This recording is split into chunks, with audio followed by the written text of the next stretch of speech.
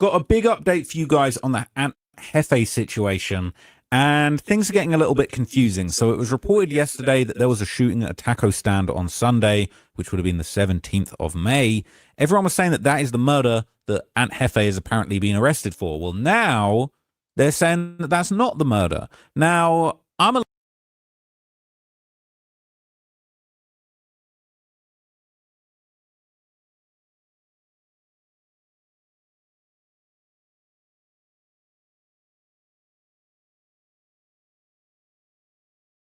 little bit confused. You guys are probably a little bit confused, but I'm going to straighten everything out in this video. But I first saw this information on Poetic Flacco's channel. Now look, okay, maybe we shouldn't take everything Poetic Flacco says as gospel, even though he has had a lot of interesting inside info. He's got a lot of links. Okay, he was the first person to report this, and the timeline did seem to line up. So let's just refresh our memory on kind of Flacco kind of being the first person to put this information out there, and then I'll cover some of what the rest of sort of people are saying now is the truth about what was going on. Apparently, it's a different murder, and they're saying there's like 4 different murders people have tried to pin on Aunt Hefe that basically.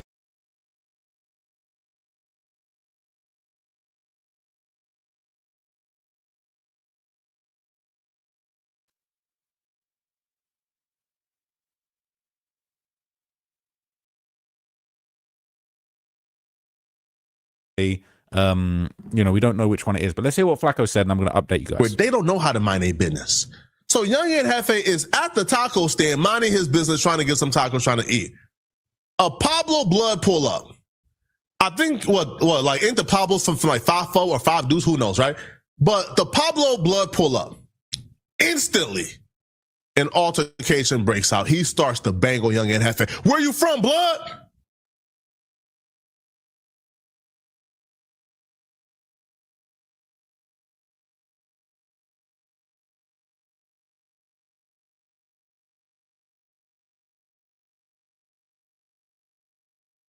And Hefe, I'm from A-Tray Gangsta Crib. Cool. That should have been the end of it. Hey, you from Pablo's? I'm from A-Tray Gangsta Crib. I'm here for some tacos. Let me go about my day. But no. You're probably thinking, man, I better hit the books if I want to be successful. Because back and forth kept happening. Now, young Aunt Hefe did something that I think we should all do. Young Aunt Hefe walks away, gets back into his car. Now, when young Aunt Hefe gets back into his car, the Pablo Blood follows young Aunt Hefe to his car. Now, here's the thing, okay? When a gang member asks you, where you from? That's dumb.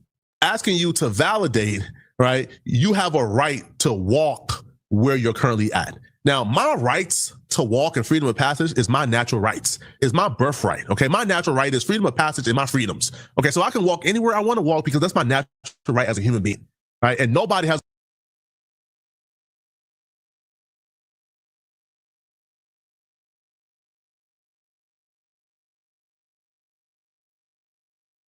the right to tell me where I can't walk, right? So when a gang member asks me where I'm from, I'm not, man, yo, leave me alone, man, all right, man.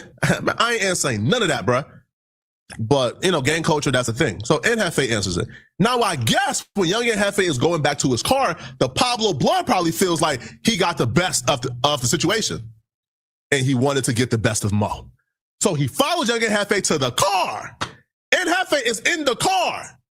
The Pablo Blood is still talking ish from the vehicle. F this, F this, F this. And when I say F this and F this, y'all know what I mean when I say F this and F this. I can't say it, right? Because you feel me? Again, I got Crip homies who I loved, who, certain words I can't say, because if I say them words, P Nice will call my phone tripping. P Nice will check me if I say those words. Right? Rockstar will call my phone tripping. KK will call my phone tripping if I say certain words, right? So I respect the Crips. So I'm not going to say the words, but saying all of that. And after a while, man, when I walk back to my car, I'm in my car, I'm trying to leave. You right here. Feel me? Like, I don't know what you reaching for. You yelling aggressively. And Young and Hefe just had enough, man. Just had enough. Pulled out the pistol, shot about 7 to 8 times. Bro got hit, bro died. And now we're here. Allegedly, because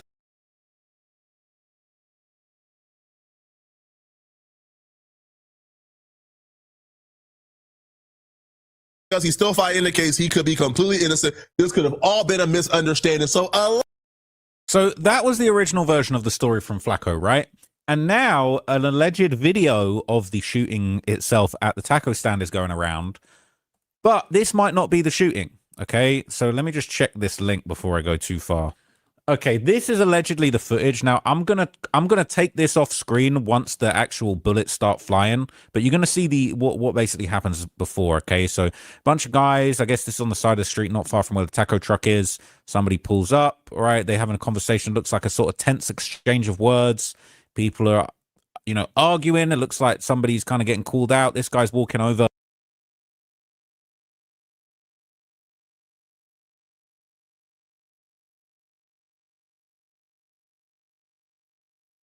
And basically all these guys, they're having words, and soon it's going to escalate into a confrontation and guns are going to be pulled out. So things are tense. These groups are kind of talking to each other. All right. It's a bit of a standoff. Okay. And in a couple of seconds, it's all going to pop off. And I'm going to take it off screen and just describe what happened. Okay. So right now it all popped off.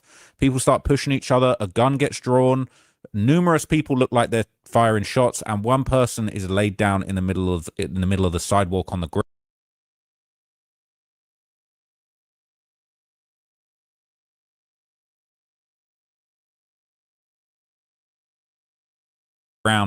after being hit pretty badly. Okay, and then everyone kind of scrambles, gets into their cars, they all drive off, and they leave the guy laying on the sidewalk to die, basically. And I believe that is the video. Now, okay, so I'm going to pull that back. All right, so people saying it doesn't look like young Ant is anywhere in this video. People saying, on God, that's the video on exactly that. Ant's nowhere to be seen, and the shooter hella skinny. They're trying to put a body on cuz for no reason. So some people are still convinced that it's him. They're saying, not saying it's old boy, but there are two shooters. It says, I see two now. One gets in the driver's seat of the second car and the next into the passenger of the orange whip, but still not Ant. Okay, people are saying apparently this isn't what he's being charged with. What's the word on the charge then? Who said that? They're saying apparently he took part in a DP, a discipline. The individual they DP'd happened to die from his injuries later that day. Now he's sharing a metal toilet connected to a sink with another man for the rest of his life. It said, all the handshaking is leaving me confused. They definitely know who did it, but they want to say Ant Hefe did this, as they claim a DP was administered by 8-Tray on some homies. Ant was not involved nor participated, but was there, and someone died after the DP. That's where felony murder comes from. Okay, people are saying, I didn't even notice the second shooter. They're saying, you're not even realizing it's two shooters. Neither of them are Ant size. They're saying Ant didn't get charged for this. He got charged for a DP gone wrong. The homie they DP died. Ant didn't order the DP nor participate, but he was present with fellow homies because he didn't try to stop it. In a court of law, he's just as guilty. That's why he's being charged with a hot one. And people saying facts. I think Ant is banking on someone else snitching first. The snitch's testimony will corroborate that Ant wasn't involved. Ant's defense can use snitch's testimony to help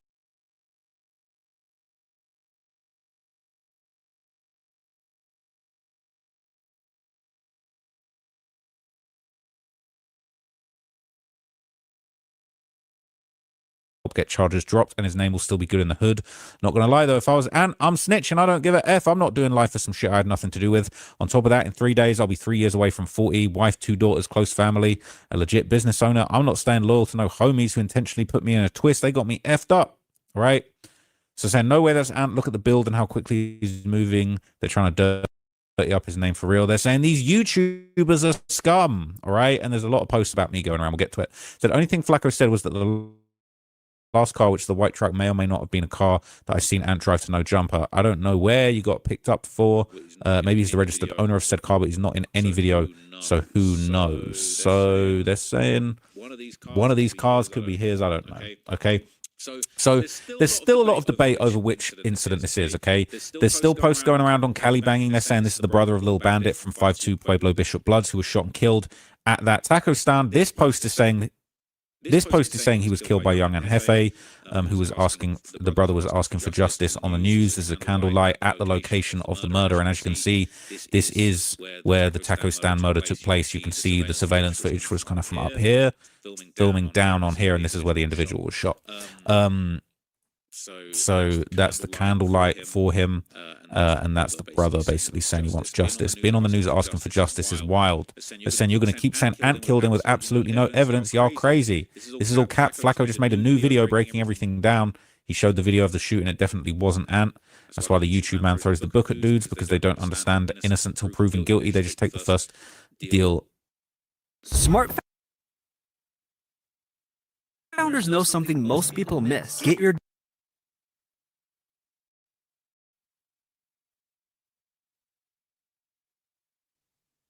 that low ball. Anyway, so they're saying I'm willing to bet money that Jala's dumbass is the one making all these posts referencing him. Point and Shoot has a better video on the subject and it's entertaining. They're saying does Point and Shoot still have contact with Ant's family members? Video of the taco shooting. I don't like Jala either, but it's obvious he has the most up-to-date info if you watch his video. If you think Flacco got his info from Ant's family, you're gullible. Okay, so a lot of people aren't sure what's going on. All right, so there have been a bunch of posts that seem to corroborate Ant Hefe being arrested for the murder of Bandit from Pueblos. But then people are saying in the comments, proof, are you just saying shit like the people who saying that he's went down for the Yui murder?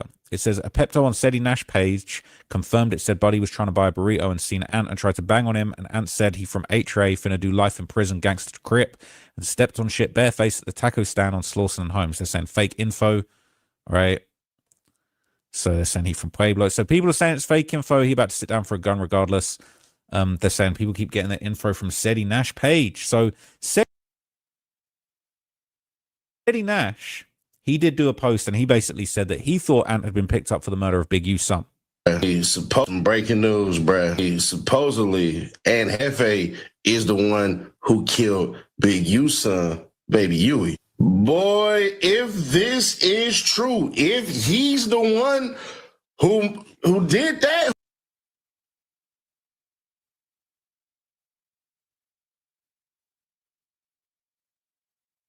who pulled that off, bro, it's gonna be an ugly ass summer. Y'all stay the hell out of LA. Well, the feds is in there anyway, so there ain't gonna be too much shit going on. But after that World Cup shit, bro, it's gonna get uglier than ugly. I hope he didn't do this shit. I hope it was a dispute between him and somebody and it's really self-defense and, you know, he just ain't say nothing and his lawyer gonna get him up out of there. But if he the one that off Baby Yui, bruh.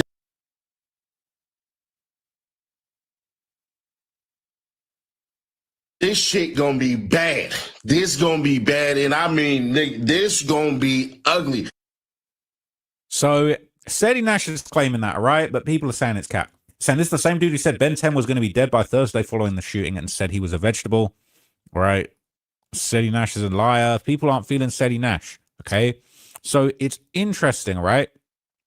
Should we read this hate comment? Let's read the hate comment. They're saying, I'm so glad I don't see him, Trap Law, or Flacco. If Adam and Vlad think because they've had channels for 20 years and because somebody we like are being interviewed that they are the magic, because of the side of the platform constantly shitting on up and coming up about their views, I'm going to get them out of the way too. It's not you, Vlad, or Adam. It's the people being interviewed like Charleston. Try telling Adam, Adam's a gum. I disagree with that. All right. Adam has done a lot for the scene. Anyway, okay. People were saying it was the dude. They're saying Sedi and Whack the feds. So basically, they're saying Sedi and Whack are in the comments saying that it was Baby Yui. Says there ain't no details out. You don't know shit. Just let the law do its job. That's why LA dudes look at you how they look at you.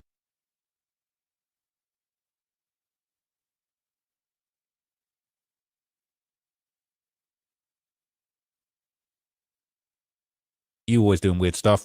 Said he said sounds good. Someone said LMAO, why add it then? This blogger journalist be getting muddy as F.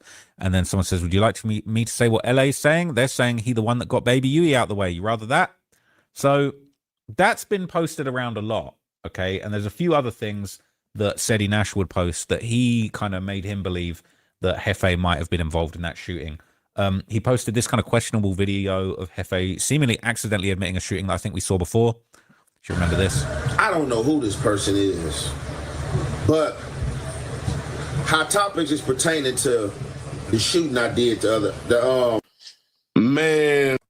There's a Person is, but Hot Topics is pertaining to the shooting I did the man.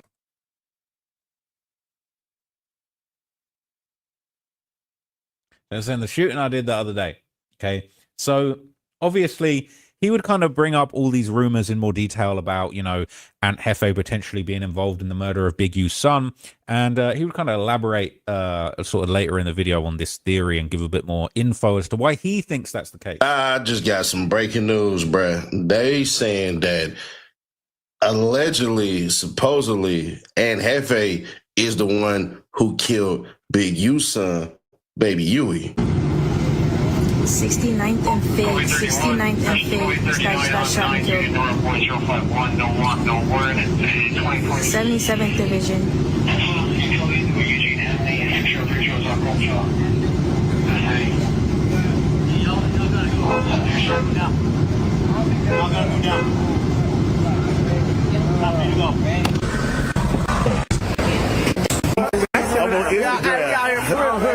On Instagram. 50 vloggers that uncovered this situation. Hey, Nut, I love Nut, though.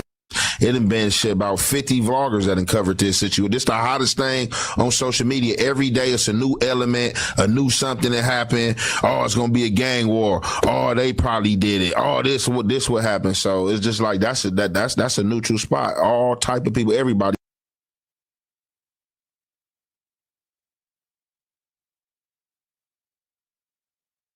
Hang out. Boy, if this is true, if he's the one who did that, who pulled that off, bro, it's gonna be an ugly ass summer. Y'all stay the hell out of LA. What the feds? So that's not proof. All right, that's not proof. Now, Wack 100 would discuss the theory a little bit further on his Clubhouse show, and he seems to know a lot about Big U and Baby Huey. But let's see what Wack said. What if you could make a song using only your voice? Let's start with the drums. Now, does NFA got a motive to down Big U son? Absolutely. 608 Trey Gangster. Been a 40-50 year war. Do I think NFA will go out his way to do this situation? I don't think so. Now, because something had arrived or something went on to where involving some NFA people and possibly Big U son with some disrespect or some violating that happened, and maybe this what it was. Absolutely. It's always a possibility. Do I think this nigga's crazy enough to go to reporting on that shit the way he did on YouTube? Probably so, because his mind would be, if I don't say nothing, niggas gonna wonder why. So let me go head on and just play it off like it ain't nothing going on and report on it. But again, it said he's saying a bunch of people telling me that I could just be mothers like, oh, well, Big U son got killed. Could have been that. Could have been this. Or it could have been a nigga on this block last night that was playing with him. You know what I'm saying? Or it could be a murder from 15 years ago. So we don't really know exactly what's going on, okay? So shout out to my guy Remo, all right? Remo, you know, he be making a lot of things happen over at No Jumper. He basically has come out to say that, you know, this story that he shot up the taco stand isn't true, and that really he apparently, you know, knows the real story, which is that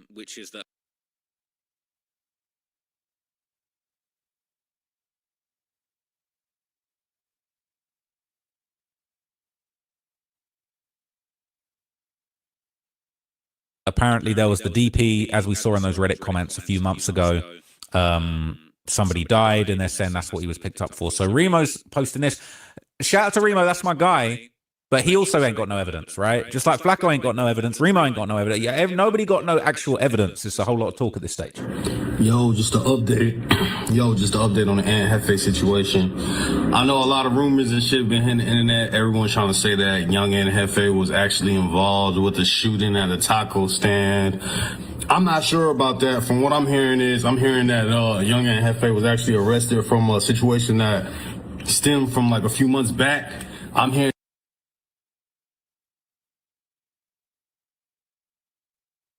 and it was like a DP gone wrong where, I don't know, maybe somebody in his clique got DP'd, but in the midst of the dude getting a DP, someone actually passed away during the DP, and that is actually what Aunt Hefe supposedly, allegedly is arrested for. I'm hearing that it's not for the shooting. You know, a lot of people have been on record saying that it was actually him. He shot a guy a few times at the taco stand and related to some blood incident. I'm hearing that those are two different separate incidents and shit from what I'm hearing in my sources and shit. But, you know, free Young and Hefe. Shout out to everybody involved. You know, my condolences to everybody. But, yeah, I don't think Hefe was actually involved with that shooting that everyone's trying to say with the blood guy.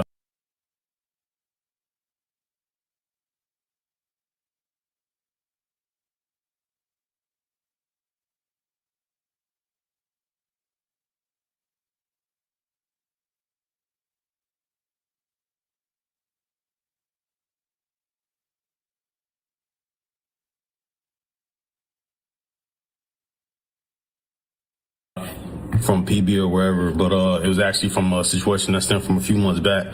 And I think if you can read or if you see the videos, you can see Hefe kind of was going through it where you could say he had a hard day. So I think Hefe kind of knew the feds, or not the feds, but the police was actually on him. He kind of knew about the situation in advance. But free Hefe, man, for real, man.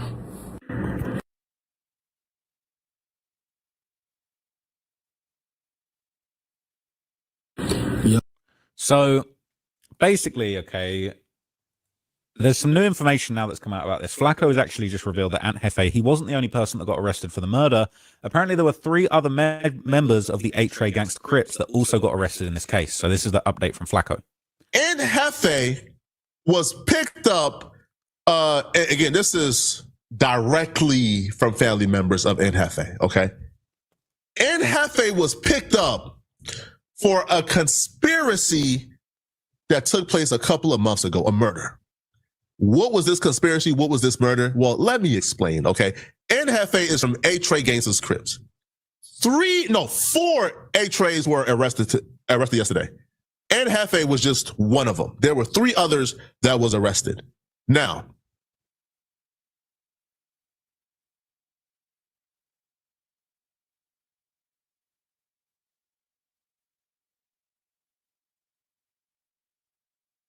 apparently a DP was taken. Now, Ant Hefe was not involved with the DP at all, but a DP was taking place.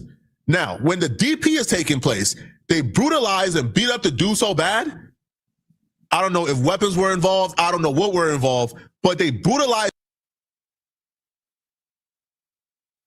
this dude so bad that he died during the DP. Now, where the murder and the robbery comes in, after the dude died, they ran into his car, stole some stuff, and dipped. Now, the police is claiming, according to Ant Hefe's family, that Ant Hefe was there when this took place. Ant Hefe was again not involved with the DP.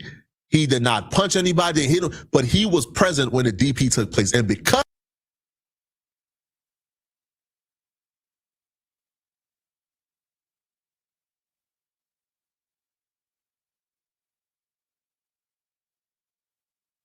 of that, Ant Hefe's family is claiming that the police is saying that Ant is involved in this conspiracy to murder. If you ever wanted to start your own clothing,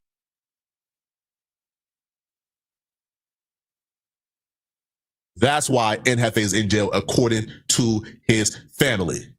Okay, so that's what Flacco's saying, all right? But I do actually have some interesting new information about this. So now everybody is on the DP gone wrong, the discipline gone wrong narrative. Now, what's interesting about this is that essentially we now know, okay, that there were a few people that were arrested in this case. Not only were a few people arrested in this case, okay, but I might have some information on the other person who got arrested, okay? So I'm going to show you here, right? I'm going to show you a little bit of interesting info here. So this is basically the reporting on Ant Hefe's arrest. Okay, Maurice Keandre Shellman. Okay, he was arrested and he was in court this morning. I would have gone down there, but they didn't actually announce he was in court until after it happened. But there's another basically person that was apparently arrested at the same time as him. Okay, this is someone who goes by the name Johnny Lee Gray, and they were arrested for murder, assault with a firearm, vandalism, a bench warrant, failure to appear on misdemeanor, another warrant, and battery on a peace officer. He was held on a $1.335 million bond. Now, what's interesting about this is people trying to work out, well, who are the people that got arrested with Aunt Hefe? Well, we looked up this person who got arrested at the same time. We found them on Facebook, and they'd thrown up 8-Tray.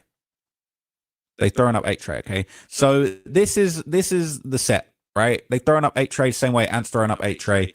They've thrown up the set, all right? Is what it is, okay? They've thrown that up. Now, what is interesting about this is we still don't know what the alleged DP or what the incident was. Now, what is interesting is that the other person that was charged that I just showed you, they're not just charged with murder, they're also charged with assault with a firearm on a person, right? As well as battery on a peace officer. I don't know if all of these things happen at the same time, but obviously I'd been digging and looking, and me and my researchers have been case that would have been in the 8-Tray hood from January of 2026. People talking about a DP went wrong a few months ago. This was a few months ago, but this was a fatal shooting. Now, because the second person has allegedly been arrested with a firearms charge as well as murder, it makes me believe that perhaps it was a DP that went wrong and somebody grabbed a gun and a shootout ensued, perhaps. Because this apparently happened right in the 8-Tray's hood, but it was a shooting, so that kind of doesn't really fit in with the DP gone wrong theory. It says police are searching for a suspect who fatally shot a man and his dog in the Vermont Knowles neighborhood Sunday night. Gunfire reported near West 81st Street and Vermont Avenue. So this is near Aunt Hefe's hood, basically, very close to the 8-Trays. All right, shortly after 10 p.m., officers found a Hispanic man in a tent at the rear of an alley suffering from one gunshot wound. He was pronounced dead at the scene. The dog was also found dead. Okay, so investigators believe the man was homeless, but haven't released any information about the gun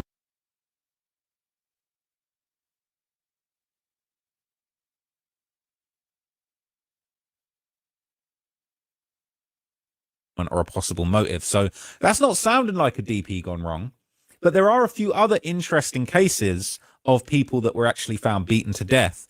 And in a lot of these cases, it seems like, you know, these guys are kind of being found either near the hospital or, you know, I think some of these cases, people are actually being dropped off near the hospital from other places. So this says a hospital needs help identifying a patient found injured in DTLA. He's around 30, was found lying face down in the Skid Row area. But that doesn't sound like a DP gone wrong. Okay, but again, these are the few examples of somebody basically being beaten senseless. Okay. There's a few other examples, but I don't think any of these are actually the case. Okay, these are just all the examples of like people that were basically found beaten, right? And this is a common thing. Apparently hospitals, actually, there's been numerous cases where people are kind of found injured in DTLA. I don't know if people are getting dumped near the hospital. I don't know if people are just, you know, turning up. But there's a bunch of cases around LA, and I'm not saying that any of these specifically are the case, but what I am saying is that there's quite a few of these cases of people being found injured, right, sort of, you know, known spaces, Union Station, all right. So it could be one of these kind of cold cases, one of these random cases where somebody is found, you know, beaten half to death or beaten to death, and winds up at the hospital. So we're still trying to get to the bottom of this. I'm digging into this, trying to find any updates that I can. Obviously, once Remo gave the update that this was a DP gone wrong, everybody started kind of pointing the finger, okay? And that includes me. All right, people are saying, how many bodies are you going to put around Aunt Hefe's name? Jesus Christ, I've heard Baby Yui, dude from Pueblos, and now a DP gone wrong. Y'all putting Aunt Hefe around a lot of BS in the last 34 hours. Y'all messy for content. People saying that's not a DP, that's a put off this world. All right, anybody that's going to their own scheduled DP as natural selection, F's sake, survival instincts, people. For real, I'd rather get a DP from Dredd and Brian Pumper than go to a dusty rundown neighborhood and get beaten to death. They're saying this hot, someone needs to get at Remo and let him know this ain't a good look and it ain't doing him any favors. This clown move, that's cap. Right, he just reporting. But we don't know if it's true. They're still saying the taco truck incident, even after Remo posted this, that's because supposedly Aunt Hefe truck was there at the taco spot and the shooter got in his car. So Aunt Hefe might have been... Look, I wouldn't be surprised if people are putting out this new DP gone wrong theory to muddy the waters, because he really was involved in that situation at the taco truck and his car was there. All right. So it could still be that one. People saying DP gone wrong, pause. All right. They're saying, bruh, what the hell, when your people locked up, stop helping the police. Y'all doing the most. It amazes me how many bodies they're trying to put on Kerr. They couldn't wait till he got locked up so they could snitch on Kerr and put unclaimed bodies on him. Internet full of wannabe detectives with no badge. Same goes for wannabe gangbangers with no heart. They're saying Remo lying on Ant to be in the mix. They're saying this embarrassing and thirsty as F. Why would you put that many narratives around him after 2 days? No jumper handling this terribly. I don't think it matters how anyone's handling it. We're just trying to get to the bottom. Who's saying, for real, if Flacco wrong, something needs to be done about this disgusting behavior. Hefe a real person. If you don't effing know for certain, do not report it. So look, all right, if it turns out that the taco truck shooting was complete cap, I think me, Remo, Seti Nash, we're gonna have to give Flacco a DP. All right, we're gonna have to give Flacco a DP. We're gonna have to give him a put off of you know what I'm saying, of YT gang, all right, tube tray, eight tube, I don't know. But anyway, we've got another update from another person close to the situation, Christopher Lovejoy, aka 600. He's called everyone out, all right? They're calling me trap fraud, Ross. Oh no, trap fraud, right? Close friend of Ant Hefe 600 destroys the fraud ass rumors from Flacco, trap fraud, Ross, and Seti Nash, and bitch ass Remo. That ain't the alter eagle in the video. But is it his car? Is the shooter getting in his car? I don't know if we're gonna get an answer. You know what, man? I try to be, you know, on my own thing. But these niggas is still snitching, dry snitching, lie snitching. You know what I'm saying? Topic of the whatever. Young Ant Hefe, Detroit gangsters. Did not murder nobody. Was never in no scene of no murder. You feel me? Now all these people are coming online saying that placing him at a murder scene. You know what I mean? Like, it's crazy. You know what I'm saying? Like, different gang members are lie snitching, dry snitching, placing him at a murder scene that he's saying that he had nothing to do with. That's crazy. How Bosco say? Stay focused, blacks.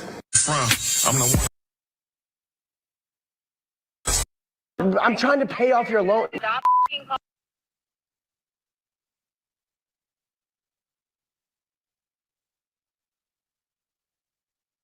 So it says, didn't I tell you they was going to take them videos down? Let's see. So this is the footage, right? We already seen this. Okay. So I'll be real. I'd like 600, but he pointing the finger at everyone else doing their reporting.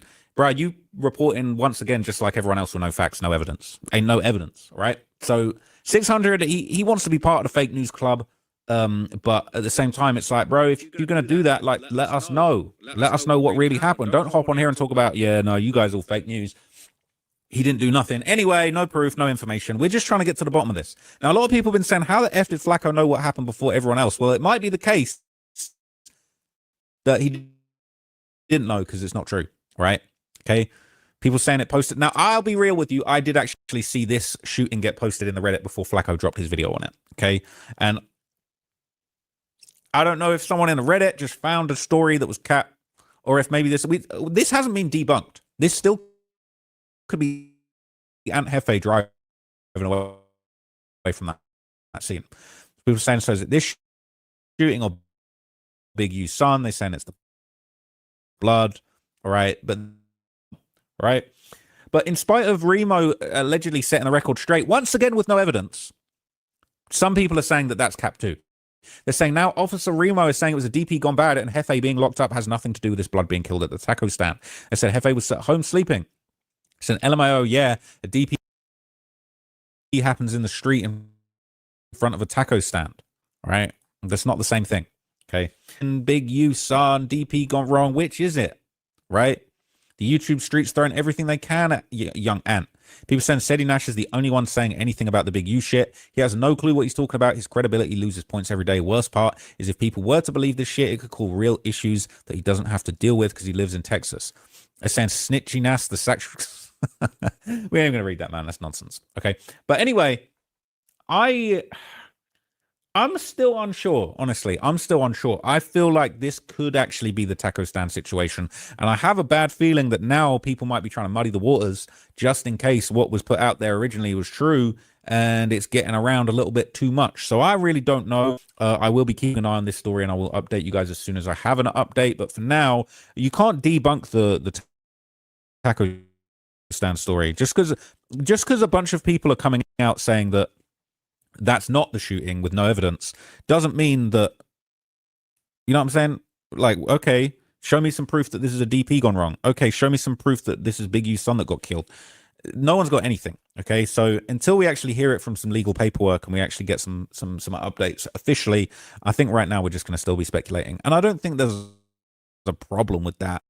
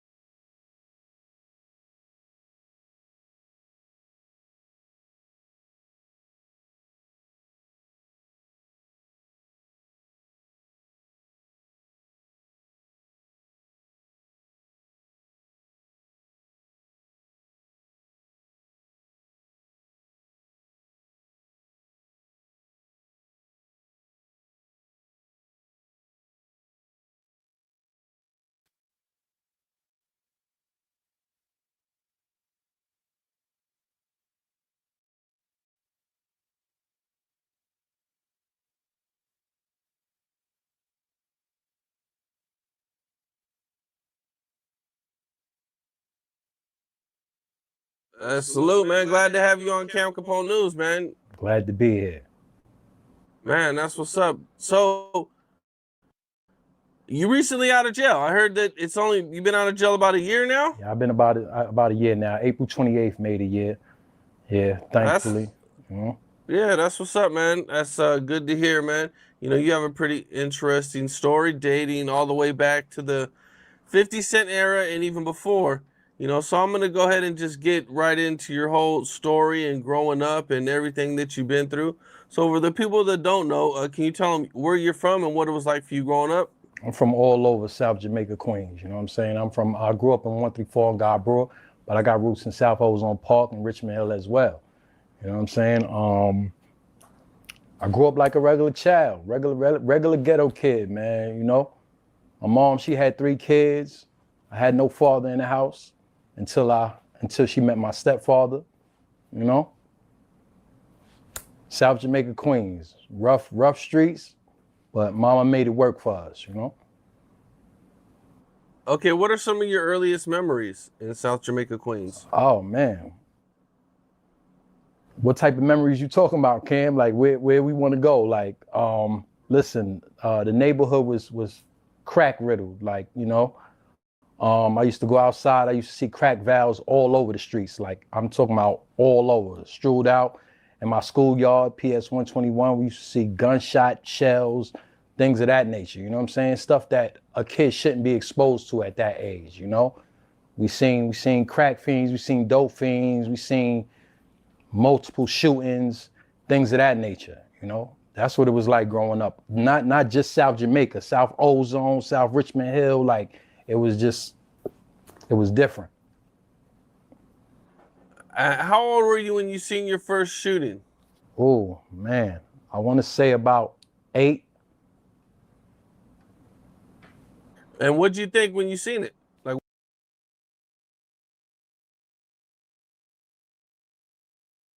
what was your thoughts? What was going through your head at the time? That's traumatic to any child, especially, like, you know? You see somebody laying shot, like, that's a traumatic experience. That's something that I don't think any child should witness at that age, especially at any age, honestly, you know? Right. But especially at that age when you're that young, I mean, that's even worse because, you know, it's going to impact you for the rest of your life. Did you know the guy? No, not at all. No, it's just that, you know, during that time, drugs was heavy. It's not like it is now, like where people ain't really making money like that off of drugs. Back then, it was a war zone. People were actually dying over drugs. You know, I know a few people that got murdered, like a dude named Moan got murdered, a dude named Black got murdered. Actually, my friend's mother actually got murdered. Shout out to her, Joan Lynch. She got murdered, you know. And it wasn't that she was in a drug gang, but she was in an environment that was drug riddled, you know? She died by Smoky Park. Now, when you're growing up and you're seeing this, are you thinking like, this is what I want to do when I get older? Or are you thinking like, man, I got to stay away from this when I get older? Honestly, I don't think I was thinking like that at that time. You know, I was a kid. I was chilling. I was just living life like a regular kid at the time. You know, I'm not saying, oh, we were super gangster, yo, we carrying guns at 3, 4 years old. I'm not. Nah, that's fabrication. You know, my mother was a good mother. She tried to keep us away from that. It's just unfortunate that the streets turn you to who you are. You know. Now, at any point, do you get arrested growing up? I got arrested. My first time I got arrested was 13. I got arrested for a robbery. I did a robbery for this kid. I don't want to mention his name, but unfortunately he passed away. But I did a robbery for him. I took a bus pass from another kid, and yeah, I got arrested. Yeah, that was my first time getting arrested when I was 13 years old. Did they keep you in juvenile hall or did they let you go? No. They took me to the precinct at first and whatnot, and then my mother came and got me, took me home, told me how much I fucked up, beat my ass, you know, things of that nature. Now, how old were you when you catch like your first serious case, or you get in trouble with something serious? 17, I got arrested for a brass knuckle knife. I was in a park on the green courts in Rochdale, and the biker cops, we call them the dickheads, they ran up on me and whatnot. They said I made a sudden movement, and they checked my pockets, and I had a brass knuckle knife on me. Did you do any time over that? No, I got actually community service for that, you know. They gave me a slap on the wrist. And what kind of kid were you in school? Did you get good grades? Did you go? Listen, I got good grades, but I was a bad kid because I was bored. Anybody could tell you that. Like I used to fight a lot, you know. But yeah, I wasn't a good kid by all means. I was a troubled child, you know. But I learned that in my home, like, cause I believe, you know, my mother was a disciplinary. My stepfather, he was a disciplinary as well. And it's not that they meant to, but that turned me into, yo, somebody do something wrong to you, this is how you handle your problems. When I did something bad, I got beat. So if somebody did something bad to me, I wanted to beat them. So you're going to school, you're fighting a lot, I take it you're getting suspended and sent home a lot? Are you getting kicked out of schools? I didn't get kicked out of schools. They put me in other classes. They suspended me. They had talks with my moms, things of that nature. It wasn't really much kicking people out of school at that time. That wasn't really going on. They would actually work with you. It's not like nowadays where they got the cops in the school and they just like overzealous. Like it wasn't like that. My mother knew the teachers at the school and stuff like that, and they used to have conversations about my behavior and whatnot.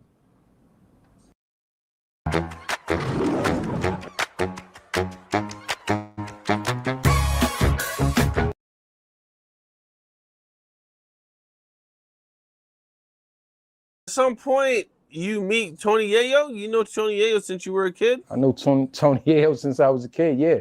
He was signed to not signed, because they wasn't signed, but they was in an underground group called Rags to Riches. It was him, Fat Sha, AKA DJ Rough Hands, God bless the dead, and my man Katif, God bless the dead. They call him Huey P. Do you remember how you guys met? Did you guys go to school together? No, hell no, we ain't go to school together. Yayo like 10 years older than me. Hell no, we ain't go to school together. We met on the block. 134 God Brewer. Okay, so I didn't know you were that much younger than everybody. Yeah, I may be exaggerating a little bit. I might be 7, but they're way older than me. Yeah, Yayo's older than me. Yeah, it's a significant difference. Okay, so these were like your big homies that you looked up to. He was never my big homies. I never looked up to him, ever, in my life. Ever. Ever. Never. You know? Freaky Ty, that's my cousin. That was my big homie. That's who I looked up to. You know what I'm saying? Yayo, it wasn't much to look up to. He was an ordinary hustler on the block. It was nothing special about him. And then, do you meet 50 Cent at the same time or around the same time? I knew 50 around on the block. Older than me, yeah. But they're way older than me. I didn't know you were that much younger than everybody. Yeah, I may be exaggerating a little bit. I might be 7, but they're way older than me. Yeah, Yale's older than me. Yeah, it's a significant difference. Okay, so these were like your big homies that you looked up to. He was never my big homies. I never looked up to him ever in my life. Ever, never. You know, Freaky Ty, that's my cousin. That was my big homie. That's who I looked up to. You know what I'm saying? Yayo, it wasn't much to look up to. He was an ordinary hustler on the block. It was nothing special about him. And then, do you meet 50 Cent at the same time or around the same time? I knew 50 around the same time. Like I can say that I may have looked up to 50 at one point because after Freaky Ty died in 1999, like 50 was the next person up. And it's like he kind of provided hope. Like we was rocking with him when he was doing Power of a Dollar, when we had the blue 50 Cent t-shirts, you know what I'm saying? And he had stickers not spelling out, but it was a symbolism of 50 Cent, quarter, dimes, and some nickels in the cross, and it spelled out 50 Cent, Power of a Dollar. So yeah, we was rocking with him since he was on Trackmasters with the black Trackmasters, Avarex. He was with Columbia with Tommy Mottola at that time.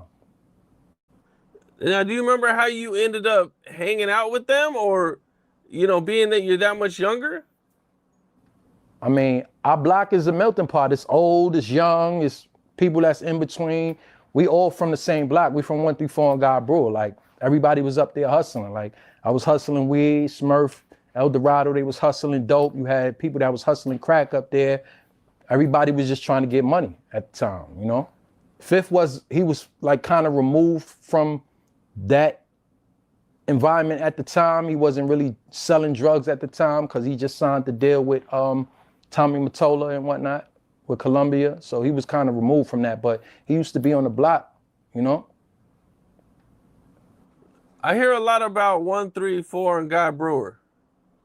You know, what's an average day like right there when you were growing up?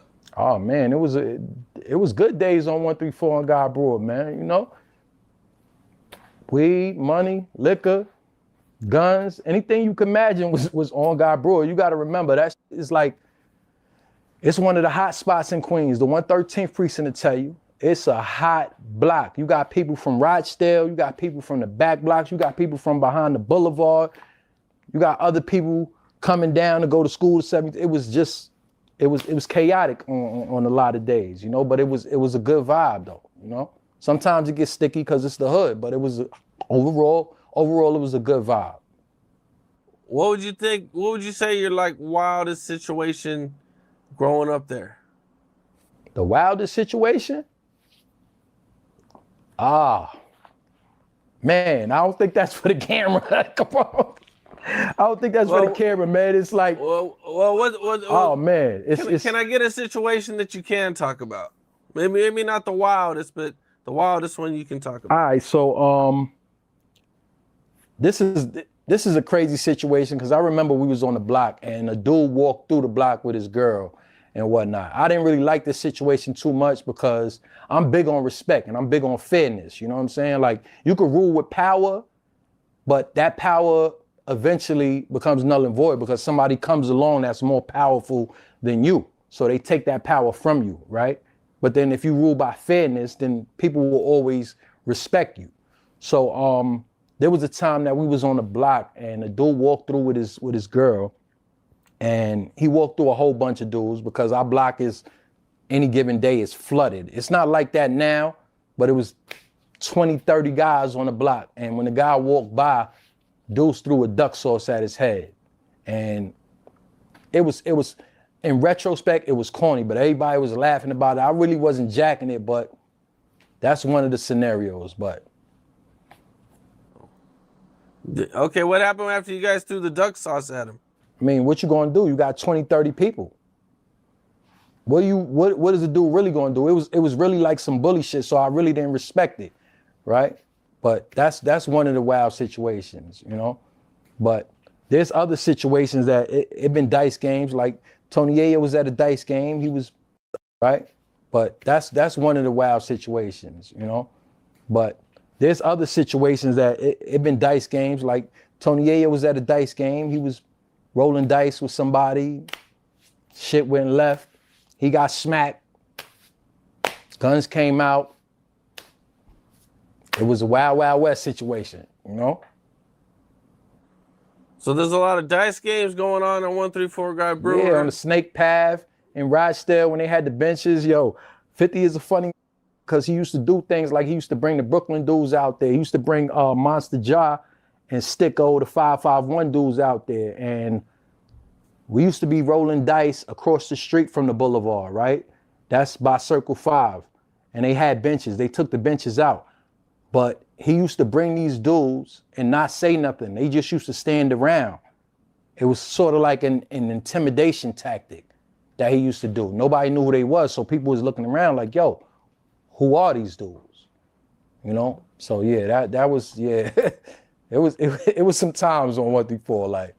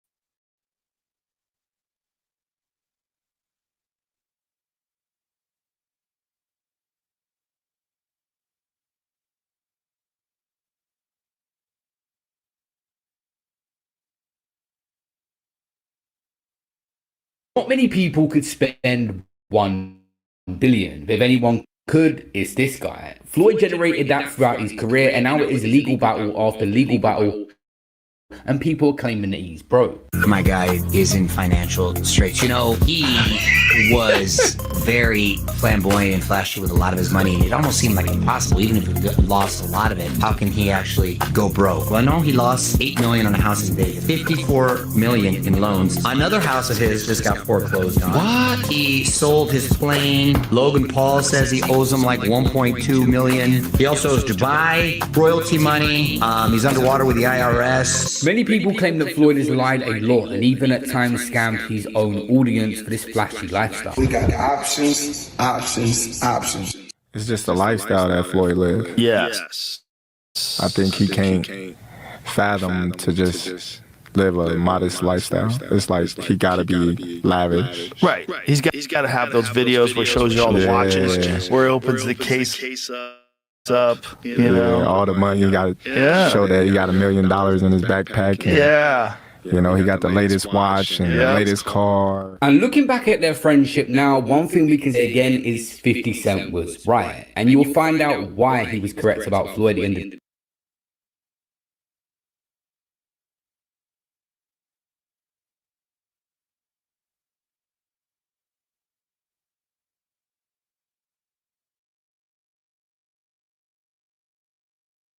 this video, but he had said this. You think he should step back in the ring? I think he got to right now because the money gone. So the money's really gone? Yeah, that's what you think. It's fight, get the money, spend the money, fight. All that money. Yeah, it's been 2 years. So is it just his overhead is so high on a day-to-day, month-to-month? Like I don't even want to talk about it. Like with the lifestyle, that money's gone, trust me. Now it's like, if you call him, he'll be at your local hosting in a nightclub because you need that action right now. Floyd Mayweather come from absolutely nothing. 7 deep in a 1-bedroom is something he says a lot about his family growing up. I come from 7 of us, lived in a 1-bedroom, no water, no heat, and I beat all the odds. You know, when I was a little kid, my dad was holding me. He got shot. You know, my mother was on.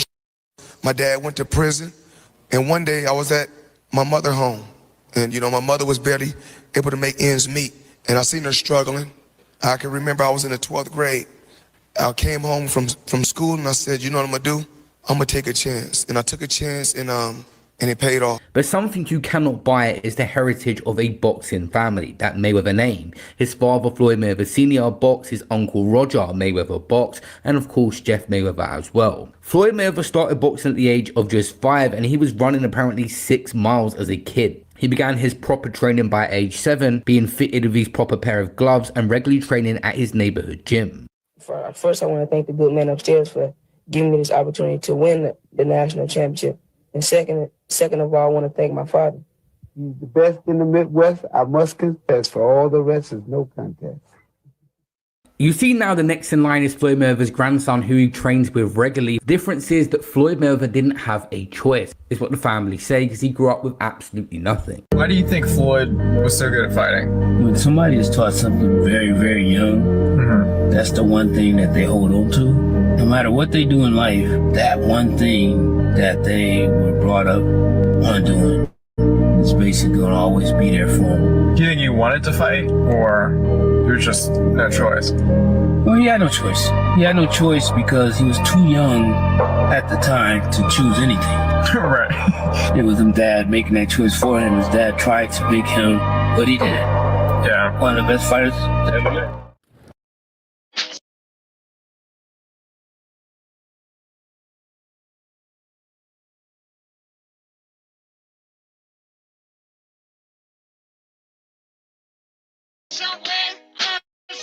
Six months from now, future you is thriving.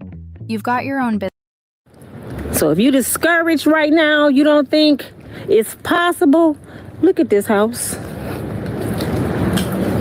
Could you imagine his grandmother raised at least 10 grandkids in this house plus her own children? In this house, back there's the kitchen. She cooked a lot of meals and she raised a champ. That's why he was so crazy about his grandmother. Out of all her grandkids, she wouldn't let him work. She told him it was something special about him. It's safe to say that Floyd Mayweather's grandmother was absolutely right, because he excelled as an amateur. Multiple Golden Glove titles, the US national champion, bronze medal at the 1996 Atlanta Olympics. Obviously the controversial semi-final loss, many people thought he had won, but he had built his defensive shoulder roll style and Pretty Boy nickname for his slick, unmarked fighting, and he was destined for greatness. I gotta live with, I'm gonna, take my bronze medal, and go home, it's time for me to turn professional. I can't deal with this amateur boxing anymore.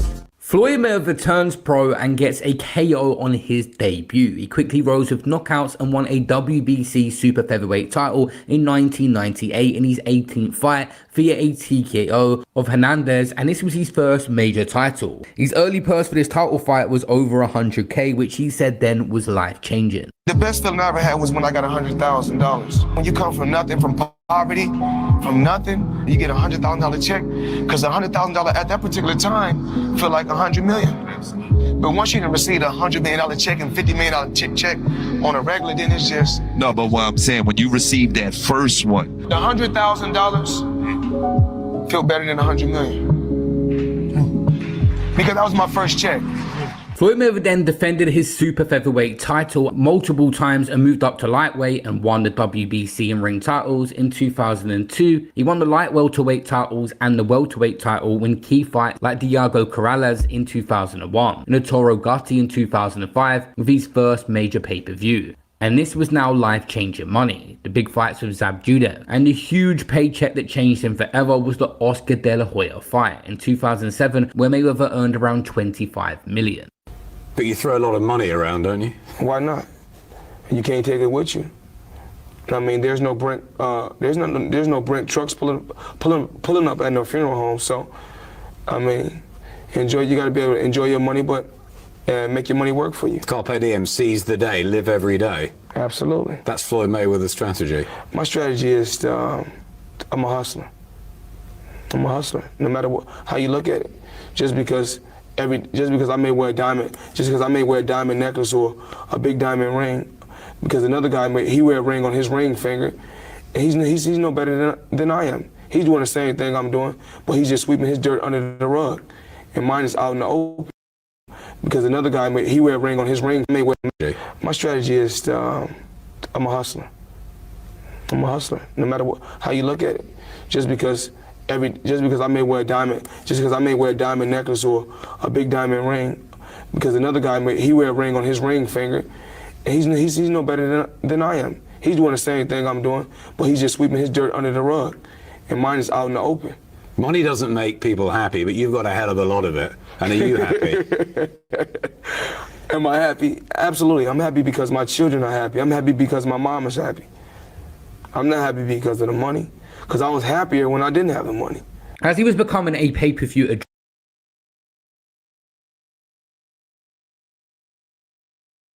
attraction, the purses grew to millions per fight. By 2007, his net worth was estimated at $38 million already. He then starts doing his own self-promotion via Mayweather Promotions, founded in 2006, which allowed him to keep even more revenue. But he was apparently spending around $1 million a day. And I guess he did some bodyguard work for Mayweather, and he said he's seen Mayweather spend like $500,000, $1 million a day, sometimes. Like what though? Flying private everywhere, going on massive shopping sprees, having girls all over the place that he's supporting, like having multiple mansions. God damn. Yo, man. Mayweather, have you ever seen Mayweather fly a commercial ever in life? Have you ever seen Mayweather at an airport? I have not. I've seen his security at an airport on a plane with me. This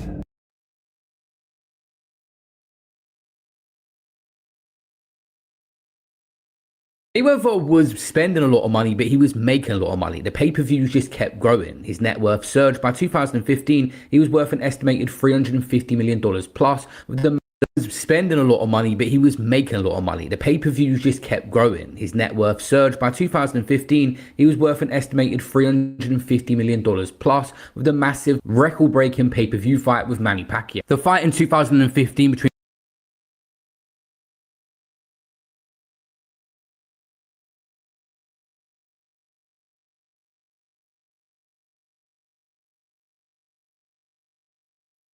Floyd and Pacquiao recorded 4.6 million pay-per-view eyes, 410 million generated, and over 70 million from ticket sales. This guy was flossing $100 million checks that he hadn't cashed yet. Y'all don't know what a $100 million check look like, I can show you.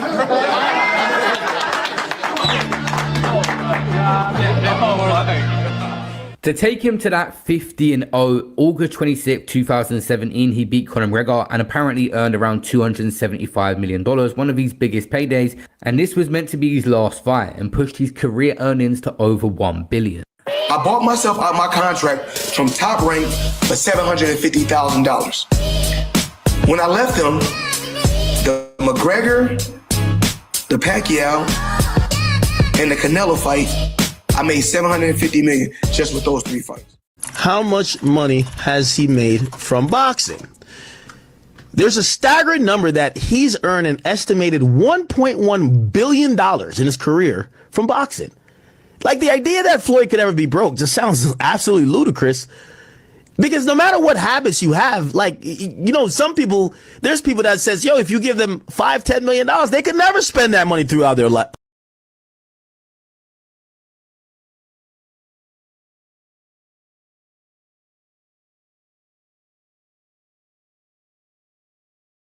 The lifetime. But Floyd Mayweather didn't retire and go off into the sunset with his massive $1 billion in his bank account. He just continued fighting. He fought in Japan in an exhibition and got a good paycheck for that. He fought Logan Paul and ended up taking all the money and not even paying Logan Paul for that event. He fought Dan Moore in Dubai. That was another exhibition he done before doing another one the same year in Japan. He then went on to fight Deji, a YouTuber. He TKO'd him in Dubai.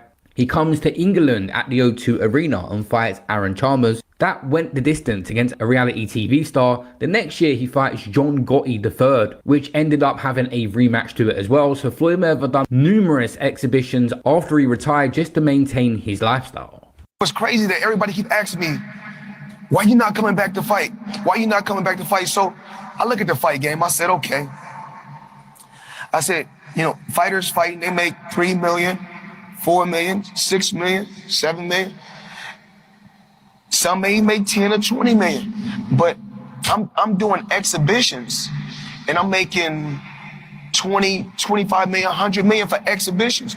So why would I come back and fight and get a guaranteed 35 million when I'm doing exhibitions and getting 100 million? But for him, the exhibitions made sense because he would fight these people, and even if the worst thing happened ever and he lost, they wouldn't even go in his records. So to him, he's not even damaging his legacy. Even though a lot of these events, there's no way they recoup the money after paying Floyd big chunks. It was the people throwing it that would put it up. And these promoters were stupid enough to keep giving Floyd Mayweather money, hoping they would recoup. But I'm pretty sure none of these exhibitions even did because there's so little interest in the people that he's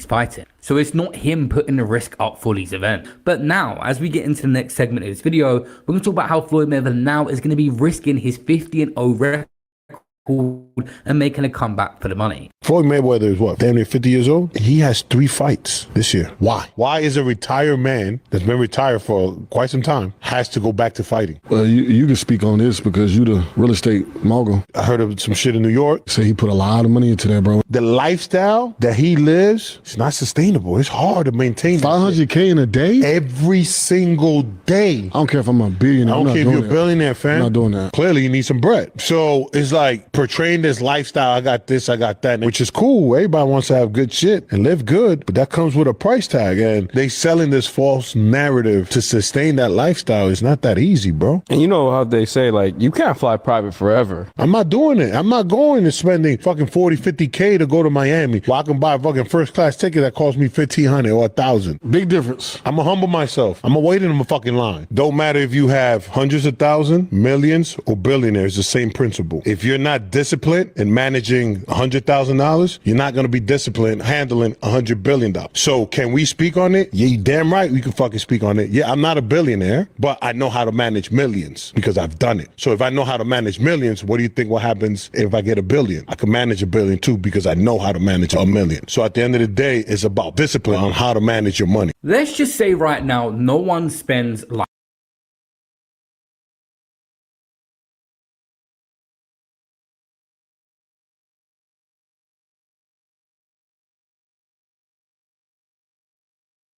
Floyd, your average billionaire you might see in some nice suits and with the best things in life, but Floyd took things to a whole nother level. Let's just start with the fact that he doesn't wear the same thing twice. Often throughout his career, he would leave bags of designer clothes and shoes around in hotel rooms for other people because he just refuses to wear the same thing. Added to that, clothes was the jewelry that come with it. Floyd Mayweather has ridiculous amounts of jewelry that he spent money on. There's probably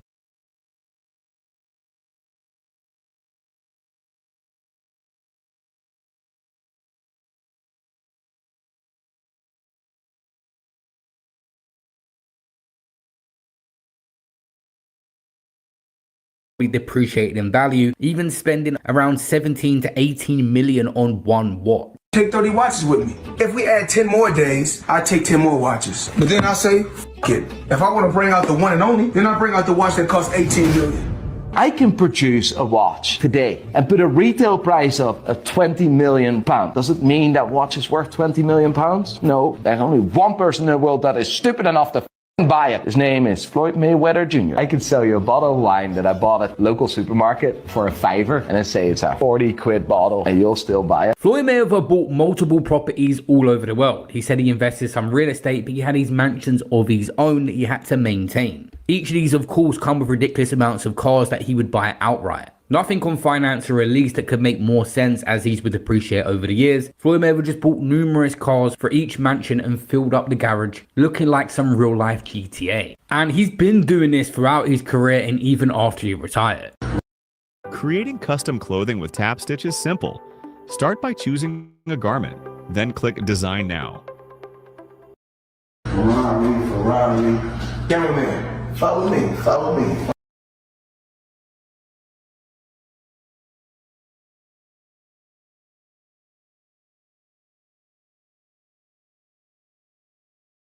How many cars you have? Total?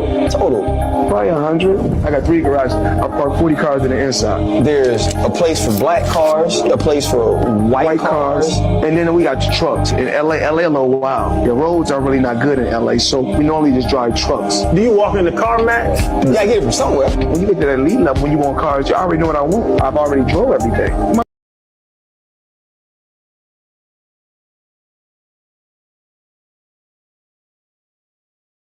Guy called me, like, I got different cars, what you want? Like, bring me 4 of them, bring me that. They bring them to me. And if I don't want them, I'm like, yo, send something back. Bring me 4 of them. Like, that's whatever I want. When the cash was flowing in, Floyd Mayweather was buying all the cars under the sun, but he continued doing it even once he retired. You know, this one right here cost me $4.8 million. And you know, I'm loving the retired life. Okay. You know, still making 7 figures a month for the rest of my life. Smart investments.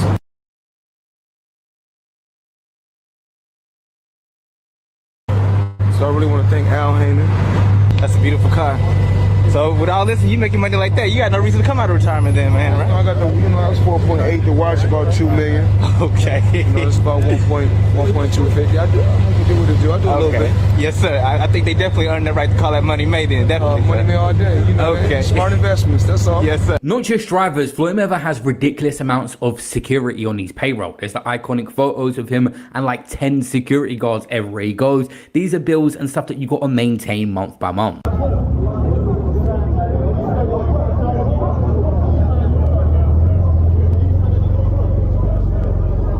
Everything I have is paid for. My jet paid for. All my cars are paid for. I own $1 billion buildings. Everything is no longer paid for. They're exposing them if you don't know. Oftentimes people that are bad with money have bad for. They're exposing them if you don't know. Oftentimes people that are bad on $1 billion buildings.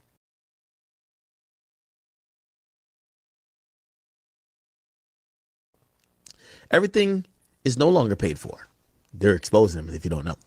Oftentimes people that are bad with money have bad habits, and Floyd Mayweather had 2. He had a designer obsession. Sometimes people reportedly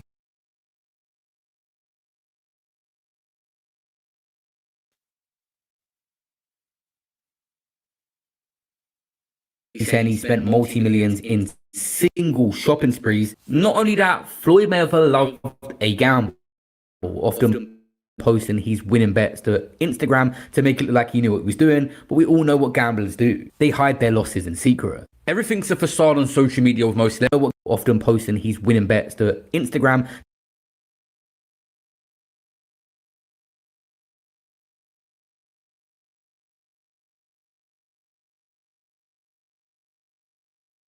to make it look like he knew what he was doing, but we all know what gamblers do. They hide their losses in secret. Everything's a facade on social media with most celebrities, but even Floyd. It's been pretty much proven now that he will promote anything. These crypto pump and dumps, he got in trouble. He had no idea about a project in crypto and still just took money and made numerous posts about it. That ended up in him getting actually sued for pumping crypto coins. And the founder later exposed how Floyd just took the cash and said whatever he was told. At one point, you were getting celebrity endorsements. One was DJ Khaled.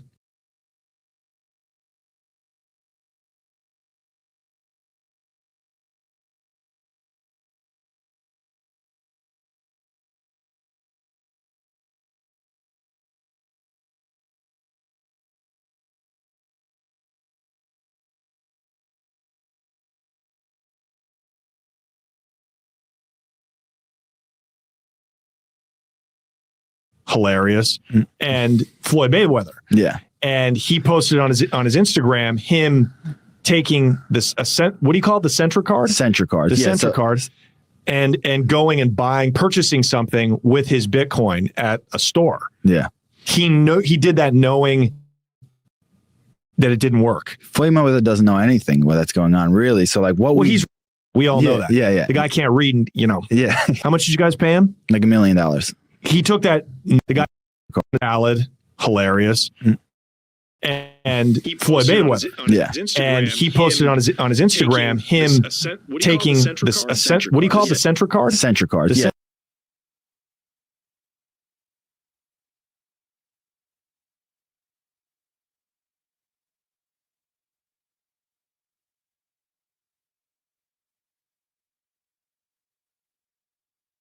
sensor cards, and going and purchasing something with his Bitcoin at a store. Yeah. He did that knowing that it didn't work. Floyd Mayweather doesn't know anything that's going on, really. So like, we all know that. Yeah. The guy can't read, and Yeah. How much did you guys pay him? Like $1 million. He took that knowing or not caring if it worked? It was just knowing, not knowing, right? Like they didn't care. He does a million promotions like that. It was basically you speak to his manager. Yeah. He's like, this is Floyd's price. You send the money over. Yeah. The manager makes his little cut from it. And he just says, what do you want me to say? And what do you want me to do? Okay. Right. And you just basically give him his script and he just does it. Floyd Mayweather always spoke about investing throughout his career, but many of them investments that he done hasn't worked out. You got the Mayweather promotions. That didn't go to plan once Gervonta Davis left. They're not really a major player in boxing now. And other things that he invested in, like his strip club, have debts that they owe out. And his real estate portfolios come into question numerous times about what he actually owns. Yo. Hey, bro, I know you like to perform for the sunset, but No partners. All by myself. Over 1,000 apartments. I'm just getting started.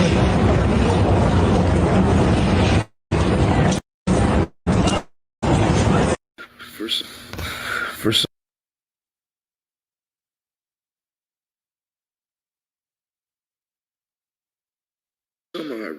odd reason, at the beginning of the year, Floyd Mayweather decided to tell us all that he bought a bunch of apartment buildings in Upper Manhattan. Everybody has found out that that wasn't true. Apparently, it's not that hard to figure out who owns property. This is not an indictment on Floyd Mayweather as a boxer. He is one of the best boxers we've ever seen. Anybody who is privy to Floyd Mayweather's antics outside of the ring knows Floyd ain't bought no goddamn apartment buildings in no Upper Manhattan, bro. We knew that when he told us. Mayweather went on this bizarre PR run saying he bought $402 million worth of New York properties as an investment to give back to his community, and people looked into the public records and it turned out he may have been a small minority stakeholder in this overall investment, but he didn't do it by himself, which he repeatedly said he did. But guess what? All the buildings belong to me. I don't have no partners. And all the retail down low on my buildings all belong to me. There's other side quests he's done, like Betterfy, launching his own brands, but none of these are actually standout players. Floyd Mayweather comes across on Instagram like the best businessman ever, but when you look into some of these companies, there's a lot of money that goes in, but nothing really gets built that's sustainable. Like the gym franchise project he got involved in, there was no build gyms and use his name. It ended up that the staff was even getting paid and was calling out Mayweather to support them. He completely disassociated himself from that project, and there's numerous things like this has happened. My name is William Basham. I was a member for Floyd, Mayweather Boxing and Fitness since late 2018. Always loved the gym, always loved the studio, big fan of Floyd. They offered me an opportunity to coach because I have boxing experience, and I was like, man, this is going to be amazing. And since I've been here, it's just been a lot of false promises, a lot of stuff going on. I got promised a head position. I used to work a corporate job, quit my job to come here for a better opportunity for myself. And then I have to deal with unpaid wages on a consistent basis. There's been times where I've gone over a month without getting paid. I had to plan a wedding this year, not knowing if my funds were gonna come in to be able to finance stuff. And it's freaking ridiculous. Like, everybody here, we just sit here and we have to smile and we have to put up this front for all these people for what? For our sanity, for us to be good? Like, I mean, like, I just don't understand how a company that has a brand that has money can't just pay us on time. That's literally all we're asking for. I had to deal with depression. I had to deal with unsurety. I had to deal with conflict with my now wife because of me not figuring out where I'm gonna where am I gonna get money from to pay my bills? Like, this is insanity, man. We've had like members come here and try to offer us like, we can help you out here, or we can give you money, or people gave us Chick-fil-A cards so that we could try to eat food. Like this, fairness is fair, man. You gotta pay what's due. This is about more than just like pay at this point. It's like, come on. That's why they say it's so hard nowadays to achieve financial freedom, because making money, making millions, and even going on to make $1 billion is one thing, but keeping it is a whole nother level. And obviously Mayweather has admitted that he's already had poor guidance through Showtime and even Al Heyman.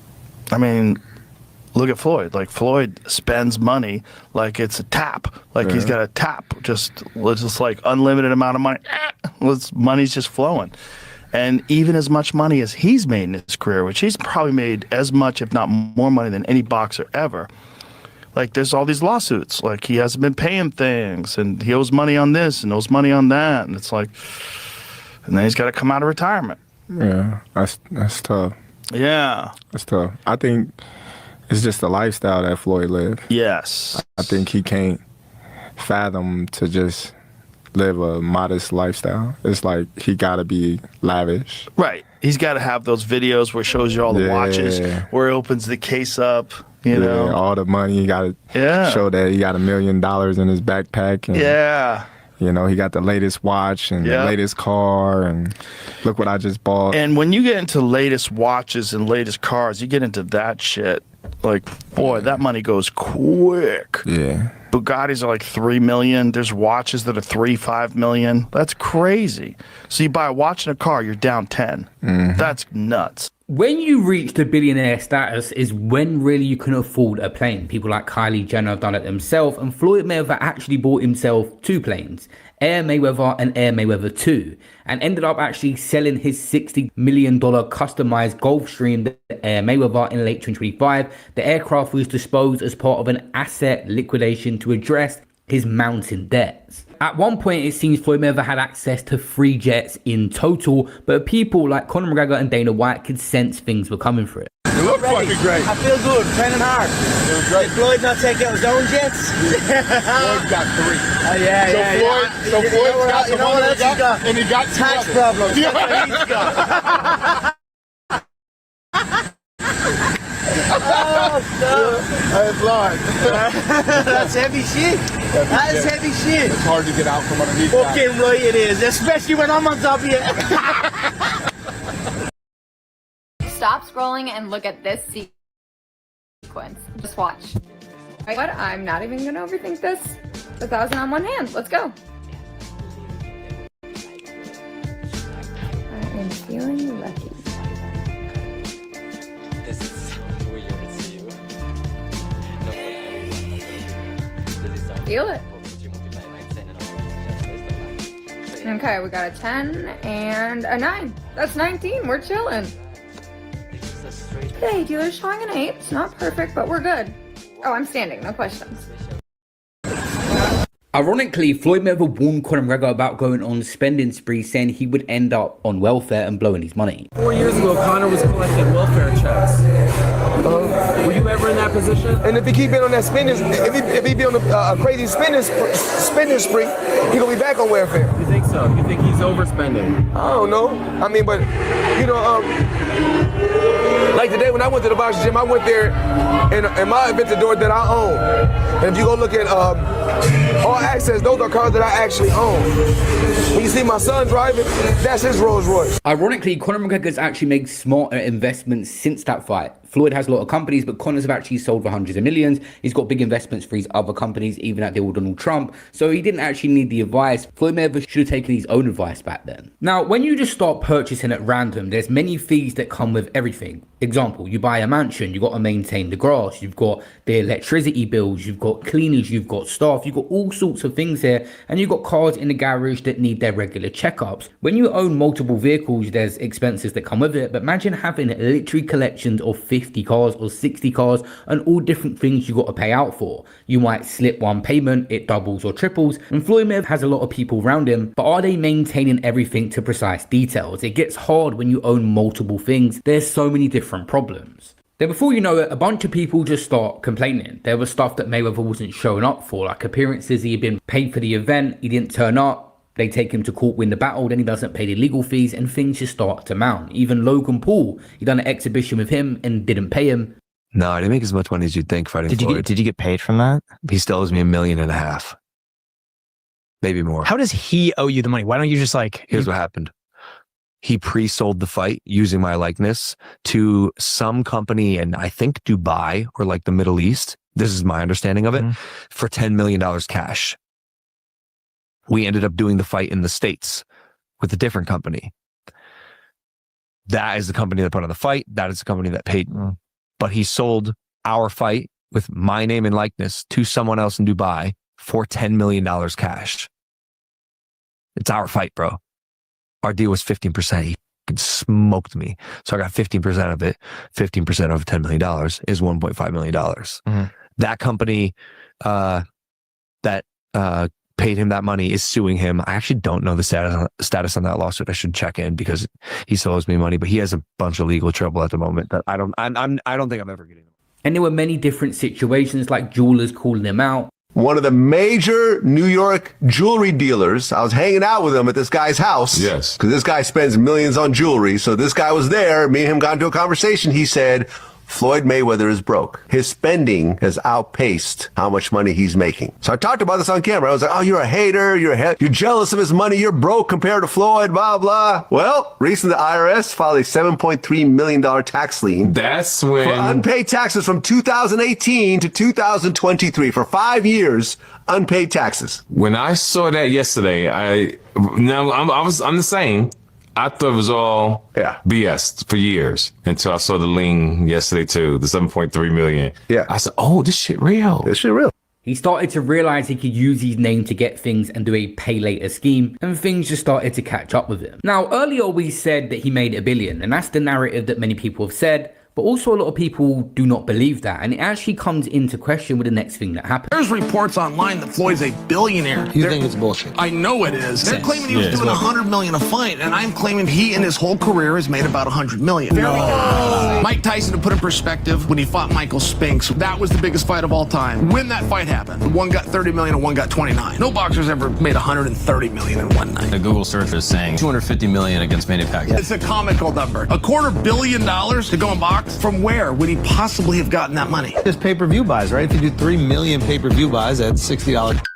Sometimes when you start running out of money, sometimes you're in denial and you start looking around at how much you made and where it's all gone. And Floyd Mayweather did and decided to sue Showtime for $340 million over financial fraud and fight earnings. Many people that are in difficult times financially will often sue to get some sort of compensation or a settlement. It says the 48-year-old retired athlete alleges a complaint that Showtime, through a complex web of hidden accounts and unauthorized transactions and deliberate concealment of financial records, wrongly paid some of his earnings. Floyd Mayweather is suing Showtime and Steven Espinosa for $340 million. The basic gist of it is as follows. Heyman allegedly set up a series of bank accounts under his name and those of people working with him without disclosing the details to Mayweather. Mayweather alleges Heyman then began working with Espinosa to serve as a sort of financial middleman of the boxer's behalf. Instead of going to Mayweather directly, his earnings were deposited into Heyman's network of bank accounts, which he maintained with an associate named Jeff Morris. Those accounts would then transfer the money to Mayweather after deducting Heyman's cut. Those transfers were often short tens of millions of dollars by the time they reached Mayweather. According to the suit, dude, he made, without endorsements, over $1 billion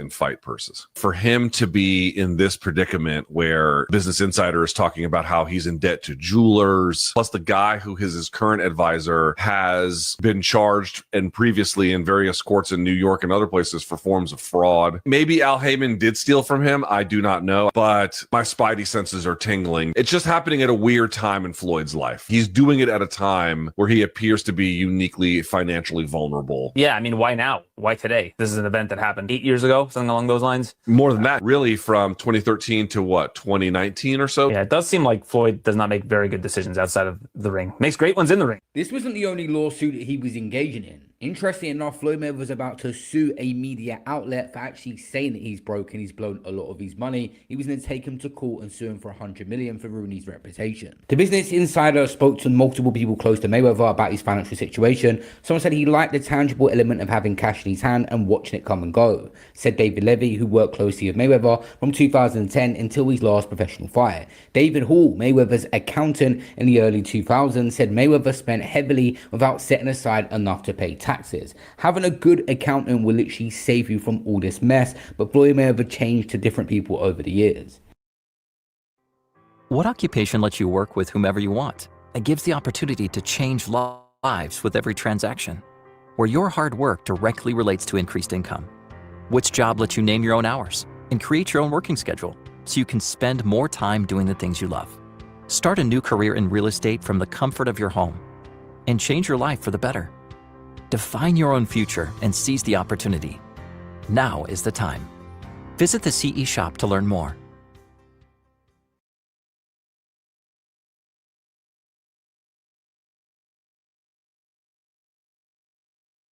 Let's talk about the Business Insider article that ran.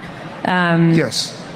We debunked this reporting, but the gist of it was that Dan Geiger, the BI reporter, said that you didn't do the $400 million Black Spruce deal. And you sued BI and Geiger for defamation recently. You said that Geiger harassed you and your family through hundreds of phone calls, and you also said his reporting was racially biased. What do you hope to get out of suing Geiger? Why did you do that? Okay, so out of 48 years, I'm 48 years old, and I've never sued a media outlet. The media outlet throughout my life has bashed me, talked bad about me, spoke bad about my family. Now, I've always been judged because how I have presented myself when I'm promoting a fight. You cannot judge me for entertaining the people when I'm promoting a fight. Judge me for the person that you know. You can't judge me if you don't know me. So that's no different from people in this room may want to do a deal with me. But if someone going out there putting lies on my name, put lies on me and my team and my family and hurting my business, we're not talking about millions. We're talking about billions of dollars. We can't do that.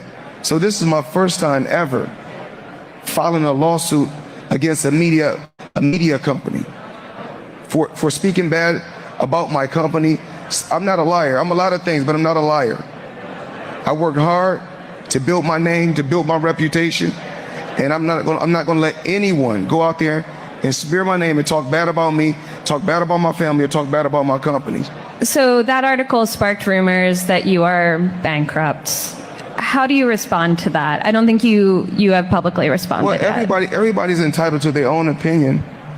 I mean, if we call having 2 private jets, owning 100 buildings, being able to do what you want to do, if that's bankrupt, then I'm pretty sure everybody want to live like that. Wasn't long before Floyd Mayweather realised this is journalism, reporting on things that are in the public that are most likely true, so he ended up dropping that lawsuit not long after. Is Floyd Mayweather now broke and suing everyone to get some money? Floyd Mayweather is definitely not broke. Luckily, this guy is such a legend and has an iconic status. He can do many different things to generate income. But Floyd Mayweather has blown a lot of his money and wasted so much of it. To the point now that he is making a comeback and doing 3 fights 2026 as he's approaching 50. And even now willing to risk his 50-0 undefeated record in a match that's more even now with Manny Pacquiao, who's been active of more recent. At this particular time, I truly believe that, I know everybody is going to want to ask questions, about the Pacquiao fight. Like I said, the sport of boxing has truly changed. We have a lot of new companies, a lot of new faces, and Netflix. I truly believe that we'll get this done. I think we're almost at the finish line to finish the Pacquiao fight. But a lot of things has changed in the sport of boxing. And eventually, I think within the next 48 hours, either the Pacquiao fight should be done. When you come from absolutely nothing, many people would have done the same thing as Floyd Mayweather and go on these spending sprees and enjoy your life. You cannot take it with you, as what Floyd said many years ago. But this is always a guy that was very smart and said he wanted to protect his health, and coming back and doing actual professional boxing again when you're nearly 50 is not the mindset he once had. And guess what? This is how this world is, man. You got writers just like this. Like, no, Floyd is scared. No, Floyd cares about his family. Floyd is smart. At the end of the day, Floyd is smart. You know what I'm saying? My health is important. My health is more important than money. They can take all the money. My health is more important. If they say, Floyd, you know what? You can live a healthy life like you is right now, or you got to walk with a limp, or you got to walk bent over for the rest of your life, but you have a lot of money, I say take it all back. And y'all know this. Y'all know this is y'all know it. And y'all know it. Y'all just, my people just say, yo, look, we don't give a if he taking it or not. We don't give a we just want to see the fight. We don't care. We don't give a about your health. We don't give a about your family. All we care about is our own family. Well, no. I care about my family. I love my family. Because they going to be there when nobody else is there. Because when my career is over, y'all moving on to the next, and y'all writing a story about the next. That's exactly what's going to happen. And luckily, this guy has built, like I said, such an iconic and great status. He could do meet and greets. He can do club appearances. He can do things until he's literally a old man in a wheelchair going around. There's always going to be ways for Mayweather to generate money. But the lifestyle thing, many people think it is tired now as you start to approach 50. And you're counting stacks of cash and still withdrawing so much money everywhere. He has wasted a lot of money. Houses are being taken off him left, right and center. He did not have a good financial team around him. You can look into public documents, but 100% he's not gone broke, but he's lost a lot of his money. People speculate on how much he has now, which is his own business. He's wasted a lot of it. I say Floyd broke maybe 1.5 billion to 300. Now he had 300 million going broke. But I say you niggas $3 broke. No. So you can't compare Floyd going broke to your broke. I don't even know how you can say 300 million is broke. No, to him going broke. No. You know? I'm just saying in general. How is 300 million going broke? What the fuck is we talking about? Man. Just think about it though. How is that going broke? Nigga lose That's shit. just going low. It's time to join the excitement at BetMGM Casino with their new player offer. And right now, the action is on the Price is Right casino games only at BetMGM. That's right, exciting new casino games based on TV's most exciting outcome. It's showtime. Sign up and play today.